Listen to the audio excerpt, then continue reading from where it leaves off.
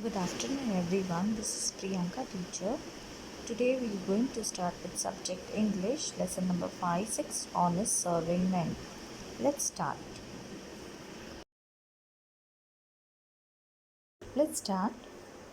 I keep 6 honest serving men. They taught me all I knew.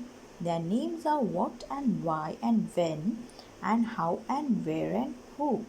So here the poet is trying to tell us that what, why, how, where and who are the serving men. Serving men means servants. I send them over land and sea and send them east and west. But after they have worked for me, I give them all a rest. Here, land and sea and east and west signifies all over the world. So the poet is writing this poem. He is giving a tribute to small children because small children are very curious to ask many type of questions. So the poet is trying to tell us that the serving men, 6 honest serving men are what, where, who, when, why and how. These serving men, they are working hard and he is sending them over land and sea and east and west. I let them rest from 9 till 5, for I am busy then, as well as breakfast, lunch and tea, for they are hungry men. Here the poet goes on to say he lets them rest from 9 till 5, that is the regular work hours, which includes meal time also as breakfast, lunch and tea. So they also feel hungry. The 6 serving men, they also feel hungry. But different flock have different views. I know a person small. She keeps 10 million serving men who get no rest at all. Here, the poet is trying to tell us about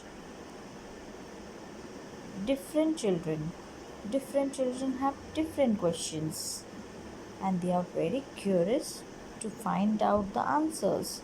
So their minds are already confused. So the poet is trying to tell us, I know a person small. She keeps 10 million serving men. So a small little child, he is having lot of questions to ask. So 10 million serving men means they are all busy. So they have lot of questions. Children have lot of questions that are endless. She sends them abroad on her own affairs. From the second she opened her eyes, 1 million house, 2 million wares, and 7 million wives.